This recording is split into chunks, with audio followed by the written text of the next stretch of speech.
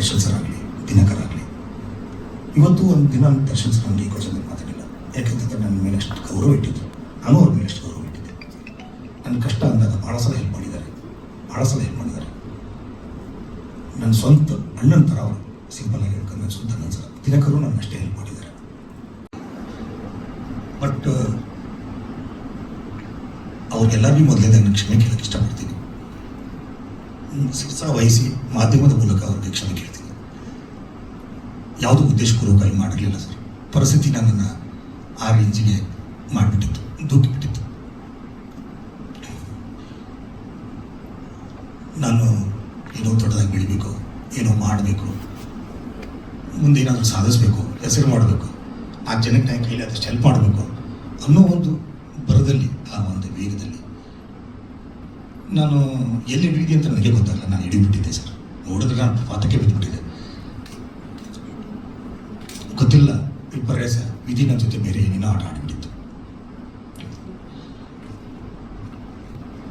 ಕೆಲವು ಫಸ್ಟ್ ನಾನು ಸ್ವಲ್ಪ ಇಂಟ್ರೊಡ್ಯೂಸ್ ಮಾಡಿಕೊಂಡು ಮುಂದುವರಿಸ್ತೀನಿ.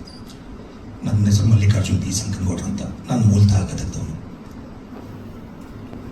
ನಾನು 2000ರಲ್ಲಿ ನಾನು ಇಂಜಿನಿಯರಿಂಗ್ ಮುಗಿಸಿ, ಡಿಗ್ರಿ ಮುಗಿಸಿದ್ದೀನಿ. ನಂದು ಬಾಗಲಕೋಟೆಯಲ್ಲಿ ಮುಗಿಸಿ ಬೆಂಗಳೂರಿಗೆ ಬಂದು 2-3 ವರ್ಷ ಜಾಬ್ ಮಾಡಿದೆ. ಅದಾದಮೇಲೆ ನಾನು ಫಿಲ್ಮ್ ಡೈರೆಕ್ಷನ್ ಕೋರ್ಸ್ ಮಾಡಿ, ನನಗೆ ಫಿಲ್ಮ್ ಕಡೆ ಆಸಕ್ತಿ ಭಾಳ ಇತ್ತು. ಫಿಲ್ಮ್ ಡೈರೆಕ್ಷನ್ ಕೋರ್ಸ್ ಮಾಡಿ ಆನಂತರ ನಾನು MS ರಮೇಶ್ವರ ಹತ್ರ ಅಸಿಸ್ಟೆಂಟ್ ಡೈರೆಕ್ಟರಾಗಿ ಕೆಲಸ ಮಾಡಿದೆ.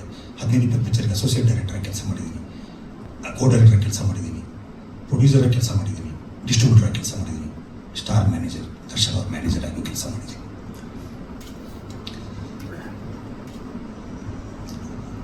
ಎಲ್ಲ ಚೆನ್ನಾಗಿ ನಡೀತಾ ಇತ್ತು ಸರ್. ಬಟ್ ನಾನು ಮೊದಲ ಸಲ ಫಿಲ್ಮ್ ಪ್ರೊಡ್ಯೂಸ್ ಮಾಡಿದಾಗ ಸ್ವಲ್ಪ ನನಗೆ ಅಷ್ಟು ನಾನು ಅಂದ್ಕೊಂಡಷ್ಟು ಕೈ ಹಿಡಿಲಿಲ್ಲ. ಅದರಿಂದನೇ ಸ್ವಲ್ಪ ನನಗೆ ಸ್ಟಾರ್ಟ್ ಆಯಿತು ನನ್ನ ಪ್ರಾಬ್ಲಮ್. ಬಡ್ಡಿ, ಚಕ್ರ ಬಡ್ಡಿ, ಮೀಟ್ರ್ ಬಡ್ಡಿ, ಸುಸ್ತಿ ಬಡ್ಡಿ, ಗೊತ್ತಲ್ಲ ಸರ್ ಇಂಡಸ್ಟ್ರಿಯಲ್ಲಿ. ಅದನ್ನು ಕಟ್ಟಿ ಭಾಳ ಸುಸ್ತಾಗ್ತಿದೆ. ಇಷ್ಟು ಮಧ್ಯದಲ್ಲಿ ನಾನು ಡೈರೆಕ್ಷನ್ ಮಾಡಿದೆ, ಡಿಸ್ಟ್ರಿಬ್ಯೂಷನ್ ಮಾಡ್ತಿದ್ದೆ, ಪ್ರೊಡಕ್ಷನ್ ಮಾಡ್ತಿದ್ದೆ. ಕೆಲವು ಪಿಕ್ಚರ್ ಕೈ ಹಿಡಿತಿತ್ತು, ಕೆಲವು ಪಿಕ್ಚರ್ ಕೈ ಹಿಡಿತಿರಲಿಲ್ಲ. ಪರ್ಸೆಂಟೇಜು ಲಾಸು ಮತ್ತು ಪ್ರಾಫಿಟ್ ಪರ್ಸೆಂಟೇಜ್ ಲೆಕ್ಕ ಹಾಕಿದಾಗ ಪ್ರಾಫಿಟ್ ಪರ್ಸೆಂಟೇಜ್ ಕಡಿಮೆ ಆಯಿತು, ಲಾಸ್ ಪರ್ಸೆಂಟೇಜ್ ಹೆಚ್ಚಿಗೆ ಆಗಿತ್ತು ನನಗೆ.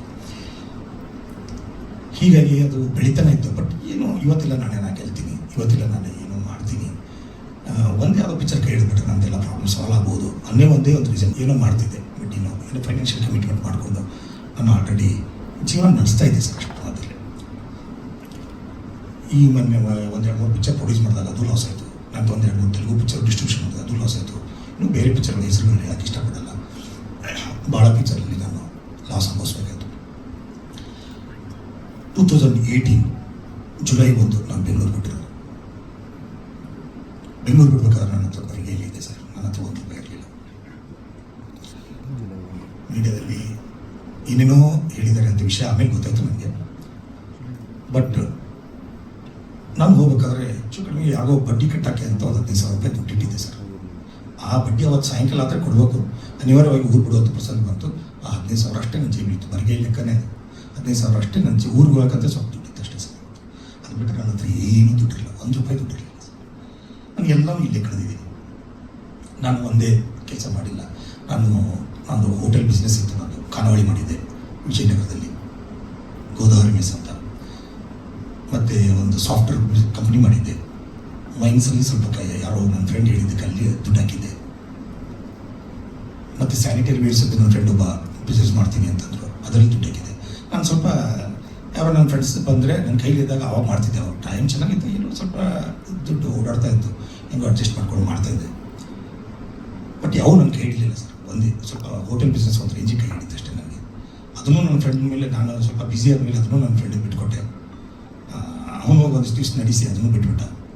ಆಮೇಲೆ ಅದು ನನ್ನ ಕೈ ಬಿಟ್ಟು ಹೋಯಿತು. ಅನ್ನೋದ್ರೆ ನಾನು ಮಾಡಿರೋ ತಪ್ಪಿಗೆ ನಾವು ಒಬ್ಬಳೇ ಹಾಕ್ಸಬೇಕು. ಕುರ್ಕೊಡಿ ಸರ್ ಅನ್ನೋ ಅರ್ಥದಲ್ಲಿ ಇದ್ದೀವಿ ನಾವು ಅಷ್ಟೇ. ಅದು ಏನೋ 1 ಎಳೆ ತಪ್ಪಿದ್ರೆ 1000 ಎಳೆ ತಪ್ಪಿದಂಗೆ ಅಂತಾರೆ. ಯಾವುದೋ ಒಂದು ಶಕ್ತಿ ಮೂಲಕ ಅದು ತಪ್ಪು. ನಾವು ಸಾಯಲಿಲ್ಲ ಸರ್. ನಾನು ಹೆಂಡ್ತಿನೇ ಮನಸ್ಸು ಚೇಂಜ್ ಮಾಡಿಲ್ಲ, ನನಗೆ ಮನಸ್ಸು ಸಿಗಲಿಲ್ಲ. ನಾನು ಹೆಂಡ್ತಿನೇ ಚೇಂಜ್ ಮಾಡಿಲ್ಲ. ಆಯ್ತು ರೀ, ನಿಮ್ಗೆ ಏನು ಅನ್ಸುತ್ತೆ ಅದು ಮಾಡಿ ಅಂತ.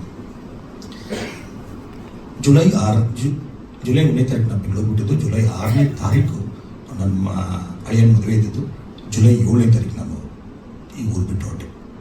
ಬಟ್ ನನ್ನ ಹೆಂಡ್ತಿಗೆ ಹೇಳಿದ್ದೆ, ನಾನು ಎಲ್ಲೋ ಹೋಗ್ತಾ ಇದ್ದೀನಿ, ಏನೋ ಮಾಡ್ತಾಯಿದ್ದೀನಿ, ಸಾಯಲ್ಲ, ಬದುಕ್ತೀನಿ, ವಾಪಸ್ ಬರ್ತೀನಿ, ನನ್ನ ಮೇಲೆ ನಂಬಿಕೆ ಹೇಳು ಅಂತ ನನ್ನ ಹೆಂಡ್ತಿಗೆ ಒಬ್ಬಳಿಗೆ ಹೇಳಿದ್ದೆ ನಾನು. ಮತ್ತು ಎಲ್ಲಿ ಹೋಗ್ತೀನಿ ಅಂತ ನಿನಗೂ ಹೇಳಲ್ಲ, ಯಾಕಂದರೆ ನೀವು ಹುಡ್ಕೋ ಪ್ರಯತ್ನ ಮಾಡ್ತೀರಾ, ಯಾರಿಗೂ ಹೇಳಲ್ಲ, ನಾನು ಹೋಗ್ತೀನಿ. ಬಟ್ ಒಂದಿನವಾದರೂ 1 or the other day I will come back ಅಂತಂತಂದು ನಾನು ಒಂದು ನಂಬಿಕೆ ಇತ್ತು. ಆ ನಂಬಿಕೆಯಲ್ಲಿ ನಾನು ಹೊರಟೆ. ನಾನು ಅಡ್ಡಾಡೋದು ಜಗನ ಸರ್. ಅವತ್ತೇ ಸಿಮ್ ಆಫ್ ಮಾಡಿದೆ.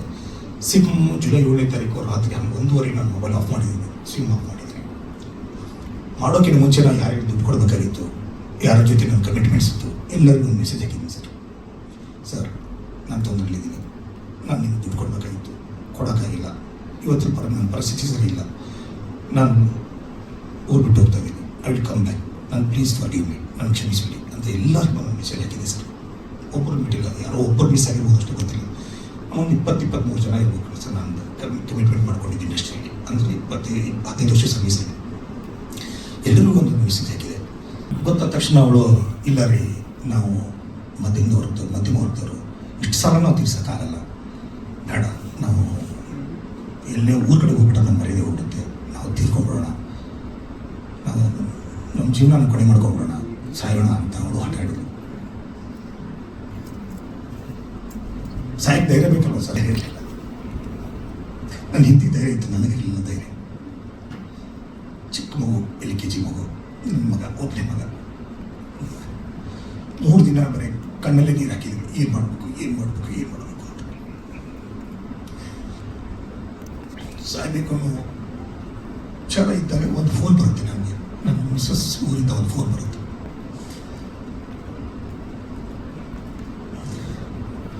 ಇಲ್ಲ, ನಮ್ಮ ಮಿಸ್ಸಸ್ ತಮ್ಮ, ನಮ್ಮ ಬಾಮೈದ, ನಮ್ಮ ಅವನ ಫೋನ್ ಬರುತ್ತೆ, ನಮ್ಮ ಮಿಸ್ಸಸ್ ತಂದೆಯವ್ರದ್ದು. ಅರ್ಜೆಂಟ್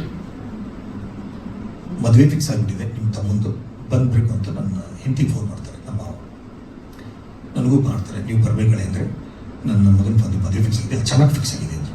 ನಾವು ಇನ್ನು 3 ದಿನದಲ್ಲಿ ಸಾಯೋದ್ರ ಬಗ್ಗೆ ವಿಚಾರ ಮಾಡ್ತಾ ಇದ್ದೀವಿ, ಇನ್ನು 6 ದಿನದಲ್ಲಿ ಮದುವೆ ಫಿಕ್ಸ್ ಆಗಿದೆ. ಯಾಕೆ ಅಂತಂದರೆ ಅವತ್ತು ಇಂಟರ್ಕಾಸ್ಟ್ ಮ್ಯಾರೇಜು, ಅಲ್ಲಿನ ಸ್ವಲ್ಪ ಪ್ರಾಬ್ಲಮ್ಗಳಾಗಿದ್ದವು. 6 ದಿನದಲ್ಲೇ ಮದುವೆ ಮಾಡುವಂಥ ಪ್ರಸಂಗ ಇದೆ. ನನಗೂ ಶಾಕ್ ಅದು, ಆ ನ್ಯೂಸ್ ನೋಡಿದ್ರೆ ಶಾಕು. 6 ದಿನದಲ್ಲಿ ಮದುವೆ ಅಂತಂದರೆ ನಮ್ಮ ಮಕ್ಕ ಹತ್ತಿರಲಿಲ್ಲ. ಯಾವುದೋ ಒಂದು ಸಣ್ಣ ಚೌಟ್ರಿ ಏನೋ ಮದುವೆ ಮಾಡಿದ್ರು ಅವರು. ನಾವು ನಮ್ಮ ಸಾಯೋ ಪ್ರೋಗ್ರಾಮ್ನ ಪೋಸ್ಟ್ಪೋನ್ ಮಾಡಿದ್ವಿ, 6 ದಿನ ಆದಮೇಲೆ ಸಾಯೋಣ. ಯಾಕಂದರೆ ಈಗ ಏನಾದರೂ ತಿಳ್ಕೊಂಡ್ಬಿಟ್ರೆ ಅವನ ಮದುವೆ ನಿಲ್ಲತ್ತೆ. ಪಾಪ ಅವ್ರದ್ದೇನೋ ಇಂಟರ್ಕಾಸ್ಟ್ ಮ್ಯಾರೇಜು, ಆ ಹುಡುಗಿದು ಏನೋ ಬಂದುಬಿಟ್ಟಿದ್ದಾರೆ ಇವರು ನಮಗೆ, ಬೇಡ, ಇದಕ್ಕೆ ತೊಂದರೆ ಕೊಡೋದು ಬೇಡ ಅನ್ನೋ ಒಂದೇ ಒಂದು ರೀಸನ್ಗೋಸ್ಕರ ನಾವು ಸ್ವಲ್ಪ ಪೋಸ್ಟ್ಪೋನ್ ಮಾಡಿದ್ವಿ. ಮದುವೆಗೆ ಹೋದ್ವಿ. ಮದುವೆಗೆ ಹೋಗ್ಬೇಕಾದ್ರೆ ನನ್ನ ಕಡೆ ಹೇಳಿದ್ನಲ್ಲ ಸರ್, ಬರೀ ಇಲ್ಲೇ ಲೆಕ್ಕ. ಇವತ್ತು ಈಸ್ ನೋ ಮೋರ್. ಪ್ರವೀಣ್ ಅಂತ ಹೊರಗದವರು, ಅವನೊಂದೆಲ್ಲ ಒಂದು A to Z ಗೊತ್ತಿತ್ತು. ಅವ್ನಿಗೆ ಹೇಳಿದೆ, ಹಿಂಗೆ ಆಗಿಬಿಟ್ಟಿದೆ ಕಣ್ಣ, ಹೋಗ್ಬಿಡು ಅಂತ ಪ್ರಸಂಗ ಬಂದುಬಿಟ್ಟಿದೆ, ನಾನು ಬಿಡ್ತಾ ಇದ್ದೀನಿ, ಸ್ವಲ್ಪ ದುಡ್ಡು ಕೊಡೋ ಅಂದರೆ ಕೊಟ್ಟ. ಒಂದಿಷ್ಟು ದುಡ್ಡನ್ನು ಅರೇಂಜ್ ಮಾಡಿದ. ಆ ದುಡ್ಡನ್ನು ತೊಗೊಂಡು ನಾನು ಹೊರಟೆ. ಒಂದು 50,000 ದುಡ್ಡಿತ್ತು ನನಗೆ. ಒಂದು 10-15 ದಿನ ಜೀವನ ಮಾಡೋಕ್ಕೆ ನನಗೆ ಏನು ತೊಂದರೆ ಇರಲಿಲ್ಲ. ಆ ರೇಂಜಿಗೆ ಹೋದೆ. ನನ್ನ ಕಡೆ ಒಂದು 5,000 ರೂಪಾಯಿ ಇತ್ತು. ಮದುವೆ ಬಂದ ಸ್ವಲ್ಪ ಖರ್ಚಾಗಿ ಒಟ್ಟು ಎಲ್ಲನೂ. ನಾನು ಕೊಲ್ಲಾಪುರ್ಗೆ ಹೋದೆ, ಸೋಲಾಪುರ್ಗೆ ಹೋದೆ, ನಾಂದೇಡ್ಗೆ ಹೋದೆ, ನಾಗ್ಪುರ್ಗೆ ಹೋಗಿದ್ದೀನಿ, ಕಾಶಿಗೆ ಹೋಗಿದ್ದೀನಿ. ನಾರ್ತ್ ಇಂಡಿಯಾ ಎಲ್ಲ ತಿರುಗಿಬಿಟ್ಟಿದ್ದೀನಿ ಸರ್. ನಾನು ಒಂದೇ ಪ್ಲೇಸಲ್ಲಿ ಒಂದೇ ದಿನ ಒಂದಿಷ್ಟು ದಿವಸ ಇರ್ತಿದ್ದೆ, ಮತ್ತು ಬೇಜಾರಾದ ತಕ್ಷಣ ಒಂದು ಕಡೆ ಹೋಗ್ತಿದ್ದೆ, ಬೇಜಾರಾದ ತಕ್ಷಣ ಒಂದು ಕಡೆ. ನಾನೊಬ್ಬ ಇಂಜಿನಿಯರ್, ನಾನು ಇಂಜಿನಿಯರಿಂಗ್ ಕಲ್ತಿರೋದ್ರಿಂದ ನನಗೆ ಸ್ವಲ್ಪ ಲ್ಯಾಂಗ್ವೇಜ್ ಪ್ರಾಬ್ಲಮ್ ಇರಲಿಲ್ಲ. ನಂದು ಹಿಂದಿ ಚೆನ್ನಾಗಿದೆ, ಇಂಗ್ಲೀಷ್ ಒಂದು ರೇಂಜಿಗೆ ಮ್ಯಾನೇಜ್ಮೆಂಟ್. ಹೀಗಾಗಿ ನಾನು ಎಲ್ಲೇ ಕಡೆ ಜಾಬ್ ಮಾಡೋದು ನನಗೆ ಏನು ತೊಂದರೆ ಆಗ್ತಾ ಇರಲಿಲ್ಲ. ಅಂದರೆ ಇಲ್ಲಿ ಒಂದು ಟೂರಿಸಮ್ ಡಿಪಾರ್ಟ್ಮೆಂಟಲ್ಲಿ ಕೆಲಸ ಮಾಡಿದೆ, ಅದೊಂದು ಪೈಪ್ ಫ್ಯಾಕ್ಟ್ರಿಯಲ್ಲಿ ಕೆಲಸ ಮಾಡಿದ್ದೀನಿ, ಯಾವುದೊಂದು ರಿಯಲ್ ಎಸ್ಟೇಟಲ್ಲಿ ಕೆಲಸ ಮಾಡಿದ್ದೀನಿ, 1 ಅಲ್ಲ 2 ಅಲ್ಲ ಸಾವಿರಾರು ಕೆಲಸ, ಹೋಟೆಲಲ್ಲಿ ಕೆಲಸ ಮಾಡಿದ್ದೀನಿ, ರೆಸಾರ್ಟಲ್ಲಿ ಕೆಲಸ ಮಾಡಿದ್ದೀನಿ. ನನಗೆ ತೃಪ್ತಿ ಆಗೋವರೆಗೂ ಒಂದಿಷ್ಟು ಕೆಲಸ ಮಾಡ್ತಿದ್ದೆ, ಬೇಡ ಅನ್ನಿಸ್ತದೆ, ಇನ್ನೊಂದು ಜಾಗ ಚೇಂಜ್ ಮಾಡ್ತಿದ್ದೆ. ಈ ಮಧ್ಯದಲ್ಲಿ ನಾನು ಮಿಸ್ಸಸ್ಗೆ ಲೆಟರ್ ಬರೆದೆ, ನಾನು ಇದ್ದೀನಿ, ನಾನು ಹುಡ್ಕೋ ಪ್ರಯತ್ನ ಮಾಡಿಬಿಡಿ. ಮಿಸ್ಸಸ್ಗೂ ಬರೆದೆ, ನನ್ನ ತಂದೆ ತಾಯಿಗೂ ಬರೆದೆ, ನಾನಿದ್ದೀನಿ, ನಾನು ಹುಡ್ಕೋ ಪ್ರಯತ್ನ ಮಾಡಿಬಿಡಿ, ಬರ್ತೀನಿ, ನಾನು ಆದಷ್ಟು ಬೇಗ ಬರ್ತೀನಿ, ನನ್ನ ಸಾಯಿಲ್ಲ, ಗೊತ್ತಿಲ್ಲ ನಾನು ಯಾವಾಗ ಬರ್ತೀನಿ ಅಂತ. ಬರ್ತೀನಿ, ಯಾವ್ದು ಕಾರಣ ಕೊಡ್ಕೋ ಪ್ರಯತ್ನ ಮಾಡಿ ಅಂತ ಒಂದು ಲೆಟರ್ ಬರೆದು ಹಾಕಿದೆ. ಹಾಗೆ ನಾನು ಜೀವನ ಆಗೋಯ್ತು. ನನಗೂ ಎಲ್ಲ ಹೆಂಡತಿ, ಮಕ್ಕಳು, ತಂದೆ ತಾಯಿ, ಅಣ್ಣ ತಮ್ಮ, ಅಣ್ಣ ಅಕ್ಕ ಎಲ್ಲರನ್ನೂ ಬಿಟ್ಟಿರಕ್ಕೆ ನನಗೂ ಆಗಲಿ ಅಂತ ಒಳ್ಳೆ ಫ್ರೆಂಡ್ ಸರ್ಕಲ್ ಇತ್ತು ನನಗೆ. ಎಲ್ಲರನ್ನೂ ಕಳ್ಕೊಂಡು ಹೋಗೋದು ಅಂದರೆ ಅಷ್ಟು ಸರಳಲ್ಲ ಸರ್. ಆದರೂ ನಾನು 7 ವರ್ಷ ಸರ್ ನನಗೆ ಅಜ್ಞಾತವಾಸದಲ್ಲಿ ಅನುಭವಿಸ್ದೆ. ನಾನು ನಂದು ಆ ಟೈಮಲ್ಲಿ 7:30 ನಡೀತಾ ಇತ್ತು. ನನಗೊಬ್ಬರು ಗುರುಗಳು ಹೇಳಿದರು, ನಿಮಗೆ 7:30 ನೀನು ಭಾಳ ಕೆಟ್ಟದಾಗಿದೆ, ಆ ಟೈಮಲ್ಲಿ ಭಾಳ ಹುಷಾರಾಗಿರ್ಬೇಕು ಅಂತ ಹೇಳಿದರು. ಮುಂಚೆನೇ ಹೇಳಿದ್ರು. ಬಟ್ ನಾನು 7:30 ಊರ್ಬಿಟ್ಟಿದ್ದೆ. ನನಗೆ ವಾಪಸ್ ಬಂದಿದ್ದು 7:30 ಮುಗಿದ ಮೇಲೆ ಬಂದಿದ್ದು. 6 ವರ್ಷ ನಾನು ಅಲ್ಲಿಂದ ನೇಪಾಳಕ್ಕೆ ಹೋದೆ. ನೇಪಾಳದಲ್ಲಿ ನನ್ನ ಇಂಜಿನಿಯರಿಂಗ್ ಫ್ರೆಂಡ್ ಒಬ್ಬರು ಇದ್ದರು. ಅವ್ನಿಗೇನು ಗೊತ್ತಿಲ್ಲ, ಅವ್ನು ಕನ್ನಡ ನಮ್ಮ ಫಿಲ್ಮ್ ಇಂಡಸ್ಟ್ರಿ ಅದೇನು ಗೊತ್ತಿಲ್ಲ. ಅವ್ನು ನೇಪಾಳದವನು. ನಾನು ಇಂಜಿನಿಯರಿಂಗ್ ಕಲಿಬೇಕಾದಾಗ ಅವನ ಜೊತೆ ನನ್ನ ಕ್ಲಾಸ್ಮೇಟ್ ಅವ್ನು ನೇಪಾಳದಿಂದ ಬಂದು ಜಾಯ್ನ್ ಆಗಿದ್ದೆ. ಅವ್ನು ಹೇಳಿದೆ, ನಾನು ಸ್ವಲ್ಪ ಫೈನಾನ್ಷಿಯಲಿ ಫೇಲ್ಯೂರ್ ಆಗಿದ್ದೀನಿ, ಐ ನೀಡ್ ಅ ಶೆಲ್ಟರ್ ಅಂತ. ಅವನು ಶೆಲ್ಟರ್ ಕೊಟ್ಟ. ಅವನೊಂದು ರೆಸಾರ್ಟ್ ಇತ್ತು, ಅವನೊಂದು ಹೋಟೆಲ್ ಇತ್ತು, ಅಲ್ಲಿ ಕೆಲಸ ಮಾಡಿದೆ. ಅಲ್ಲೇ ಎಷ್ಟೋ ದಿನ ಕಳೆದೆ ನಾನು ಜನಕಪುರದಲ್ಲಿ. ಜನಕಪುರ ಅಂತ ಊರು. ಹೀಗೆ ನನ್ನ ಜೀವನ 6 ವರ್ಷ ಹೆಂಗೋ ಬೆಳೀತು. ಮಿಡ್ಲಲ್ಲಿ ಎಲ್ಲೋ ಒಂದು ಕಡೆ ನಾನು ಲೆಟರ್ ಬರೀತಾ ಇದ್ದೆ. ನನ್ನ ಇದೀನಿ ಅನ್ನೋ ಕ್ಲೂ ಕೊಡ್ತಿದ್ದೆ, ನಾನು ಅಷ್ಟು ಮಾತ್ರ ಹೇಳ್ತಿದ್ದೆ. ನನ್ನ ಫ್ರೆಂಡ್ ಪ್ರವೀಣ್ ಅನ್ನೋ ಒಂದು ಕಡೆ ಅವನಿಲ್ಲ, ಈಗ ನೋ ಮೋರ್. ಅವನೇ ನನಗೆ ದುಡ್ಡು ಕೊಟ್ಟಿದ್ದು. ಪಾಪ ಅವನು ನೋಡೋಕ್ಕೂ ಆಗಲಿಲ್ಲ ನಾನು. ಪಾಪ ನನ್ನ ಕಷ್ಟದಲ್ಲಿ ಹೆಲ್ಪ್ ಮಾಡಿದ್ರು. ಅವನ ಮೂಲಕ ನನ್ನ ಗದಗಲ್ಲಿ ಸ್ವಲ್ಪ ಸಣ್ಣ ಪುಟ್ಟ ಏನು ನಡೀತಾ ಇದೆ ಅಂತ ತಿಳ್ಕೊತಾ ಇದ್ದೆ ವಿಷಯಗಳು. ಆಮೇಲೆ 6 ವರ್ಷ ಆಯಿತು ಸರ್. ಎಲ್ಲೋ ಒಂದು ಕಡೆ ಗಿಲ್ಟ್ ಕಾಡ್ತಾ ಇತ್ತು. ನಾನು ಬರಬೇಕು, ವಾಪಸ್ ಬರಬೇಕು, ಸಾಲ ತೀರಿಸಬೇಕು, ಜನರ ಮುಂದೆ ಎಲ್ಲರನ್ನೂ ಹೋಗಿ ಭೇಟಿ ಆಗಬೇಕು. ನನ್ನ ಕಷ್ಟ ಹೇಳ್ಕೊಡ್ತಾರೆ, ಎಲ್ಲರನ್ನೂ ಒಂದು ಅವಕಾಶ ಕೊಡ್ತಾರೆ, ಹೊಸ ಬದುಕು ಕಟ್ಟಬೇಕು. ಸೆಕೆಂಡ್ ಇನ್ನಿಂಗ್ಸ್ ಮತ್ತೆ ನಾನು ಪ್ರಾರಂಭ ಮಾಡಬೇಕು. ಕೈಲಿ ಆದಷ್ಟು ದಿವಸಕ್ಕೆ ಪ್ರಯತ್ನ ಮಾಡೋಣ. 10 ರೂಪಾಯಿ ಕೊಡೋಕ್ಕಾಗಲ್ಲ ಅಂದ್ರೆ 1 ರೂಪಾಯಿ ಆದರೂ ಕೊಡೋಣ. ಅವ್ನು ಮುಂದೆ ಇದ್ದರೆ, ಕಣ್ಣು ಮುಂದೆ ಇದ್ದರೆ ಅದರ ರೀತಿಯೇ ಬೇರೆ.